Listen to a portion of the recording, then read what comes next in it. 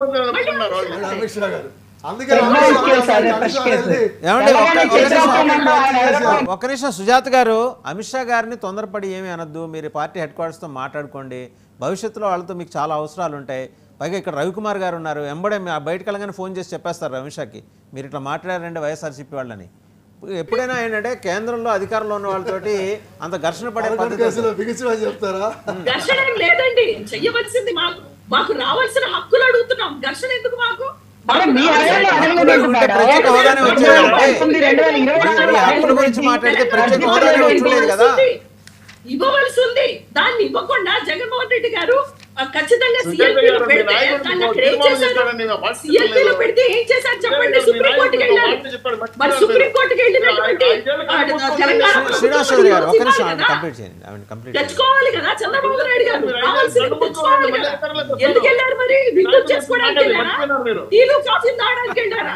ఎందుకు వెళ్ళారు మరి? రైట్, ఒకసారి రజనీ గారు మాట్లాడతారు.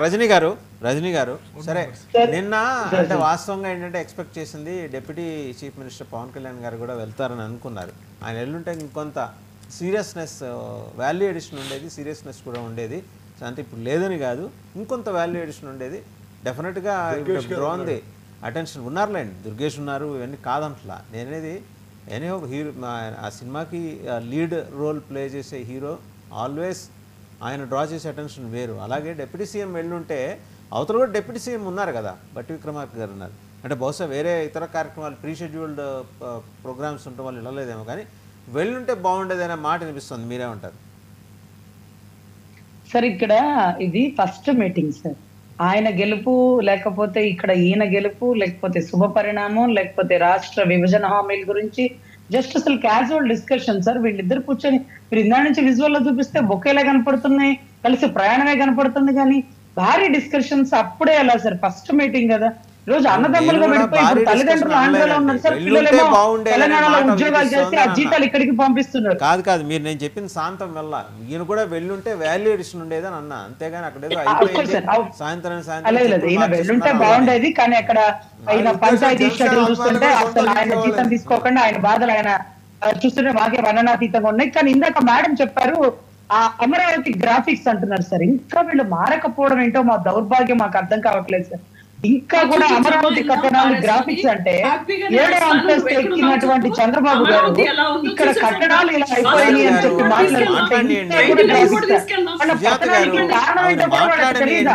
వాళ్ళ పతనమే అమరావతి కట్టకపోవడమే వాళ్ళ పతనం అక్కడ నుంచే బిగినైంది. ఈరోజు కనీసం అమరావతి స్థలంలో కట్టుకున్న సెక్రటేరియట్ లో కూర్చోలేని దౌర్భాగ్య పరిస్థితిలో ఉన్నారు. ప్రతిపక్షంగా ప్రశ్నించే పరిస్థితిలో కోల్పోయారు. ఇంకా కూడా అమరావతి గ్రాఫిక్స్ అంట. ఇంకా కూడా నదీ జలాల గురించి అంటే ఆయన కేసీఆర్ గారిని ఆయన ఎప్పుడు కలిసినా వారు గారు ఎప్పుడు కలుస్తారేమో, మోడీ గారి దగ్గరికి ఎప్పుడు వెళ్ళినా వెంకటేశ్వర బొమ్మతో కనపడతారేమో. ఏ సాక్ష్య పేపర్లో ఏ దాని గురించి రాశారో మాకైతే తెలియదండి. ఎప్పుడైనా ఎన్నోసార్లు కేసీఆర్ గారిని కలిసినప్పుడు నదీ జలాల గురించో లేకపోతే విభజన హామీల గురించో అడిగారట, డబ్బులు అడిగారట, చెక్ రాసి ఇచ్చేసాడట, ఇది ఇక్కడ విత్డ్రా అయిపోయిందంట, సుప్రీంకోర్టుకి వెళ్ళారట. సరే, ఇవన్నీ నదీ జలాలు కానీ విభజన హామీలు కానీ చట్ట పరిధికి లోబడి ఉంటుంది. దాన్ని బ్రీచ్ అయితే సుప్రీంకోర్టులో కేసు నమోదు చేస్తారు. ఎంత బాయి అయినా సరే పెక్కటే ఇంకోటి అంటారు. చూడండి ఆ మాదిరిగా ఎంత సత్సంబంధాలు కలిగి ఉన్నా, ఇందాక సార్ అడుగుతున్నారు మాకు అన్యాయం జరిగింది నదీ జలాల్లో, అలా మాకు అన్యాయం జరిగిన చోట కూడా మేము అడుగుతాం సార్. ఇక్కడ ఇది పూర్తిగా చట్ట పరిధి, క్రిమినల్ బ్రీచ్ ఆఫ్ ట్రస్ట్ అవుతుంది. ఏదైతే ఆ రాసుకున్న దానికి విరుద్ధంగా పోతే సుప్రీంకోర్టులో కేసులు నమోదు చేస్తారు. గ్రీన్ ట్రిబ్యునల్స్ ఉన్నాయి, అదే రకంగా నదీ జలాల గురించి వేసినవి ఉన్నాయి. సో ఇవన్నీ చట్ట పరిధికి లోబడి ఉండాలి. కానీ ఆయనంటే ఇష్టం ఈయనంటే ఇష్టం అన్నంత మాత్రాన్ని ఏమీ జరగదండి. ఇది వాళ్ళిద్దరి మధ్య ఇష్టాలు, ప్రేమలు, అభిమానాల మీద ఉండదు. రాష్ట్ర ప్రజల భవిష్యత్తు మీద, అభివృద్ధి మీద ఆధారపడి ఉంటది. కాబట్టి ప్రతిదీ చట్ట పరిధికే. నాయకులు ఒప్పుకున్నా, ఇందాక సార్ చెప్పినట్టు ప్రజలు ఒప్పుకోమండి. ఆయనకి ఇష్టం ఉంటే 10 ఎకరాలు ఇచ్చుకోండి, ఆయనకి ఇష్టం ఉంటే తెలంగాణలో ఉండమండి. అంతేకాని నదీ జలాల దగ్గర అన్యాయం జరిగిందనో, లేకపోతే మాకు రావాల్సిన విభజన హామీల గురించో, లేకపోతే కరెంటు బిల్లులు, ట్రాన్స్కో, జెన్కో, ఏపీఎస్ఆర్టీసీ ఇవన్నీ ఏమైపోతున్నాయి, వీటి ఆదాయం ఎటు వెళ్ళిపోతుంది?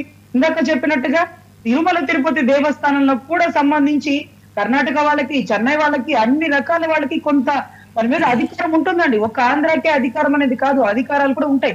ఇందాకేం చెప్పానంటే కొండలు అడగరు ఎవరు తప్ప, అధికారాల్లో లేకపోతే హామీలో లేకపోతే మాకు కూడా అవకాశమో, దర్శనానికి ఇప్పుడు బోర్డు నెంబర్లు ఉంటారండి, అందరూ ఆంధ్ర వాళ్ళే ఉండాలనేది కాకుండా అక్కడక్కడ కేరళ వాళ్ళని, కర్ణాటక వాళ్ళని, పాప గత ముఖ్యమంత్రి అయితే మా సుప్రీంకోర్టు జడ్జిలకు కూడా ఆఫర్ ఇచ్చారు, మీ చుట్టాలు ఎవరిని ఉన్నారో అపాయింట్ చేస్తామని.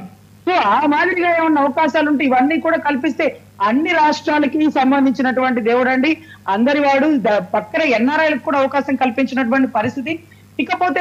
ఇకపోతే కేసీఆర్ గారు గతంలో రాష్ట్రంలో ఎలా చేసినారు, లేకపోతే ఇంకొకటి ఏం చేశారు, ఇవన్నీ కూడా పోను వస్తుందండి. ఇది ఫస్ట్ చర్చ.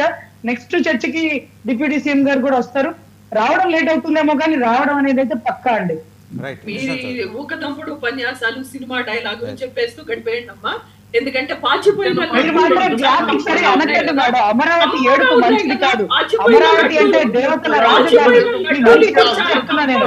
మంచి కోసం చెప్తున్నా పరిస్థితి ఉంది రాష్ట్రం. ఈ పాచిపోయిన లడ్డూదేది అథ అని చెప్పి ఎవరు అన్నారు? మీ నాయకుడే కదా. ఈ రోజు చాలా కమ్మగా ఉన్నాయి, ఎందుకంటే అధికారం వచ్చింది కదా, అందుకని రాష్ట్ర ప్రయోజనాలు అవసరం లేదు. అవును, లడ్డూ ధర కూడా తగ్గించారు మేడం, మీరు చూసారో లేదో. లడ్డూ ధర కూడా తగ్గించారు. సుజాత గారు, చౌదరి గారు మాట్లాడారు. పాయింట్ బై పాయింట్ వెళ్దాం. చౌదరి గారు చౌదరి గారు, నాదొక డౌట్ అని మీరే మాట్లాడారు. ఇప్పుడు ఈ సమావేశం వెనక ఖచ్చితంగా ఒక ఎత్తుగడ ఉంది. ఢిల్లీలో నేషనల్ మీడియా రాసింది. ఓకే, ఆ ఎత్తుగడ ఏంటంటే ఆంధ్రప్రదేశ్ నోట్లోంచి ప్రత్యేక హోదా అనే మాట రానియకుండా BJP has instigated all the parties in Andhra Pradesh, అంటే రూలింగ్ ఎన్డీఏలో ఉన్నాయి. మీరు ఈ సమావేశం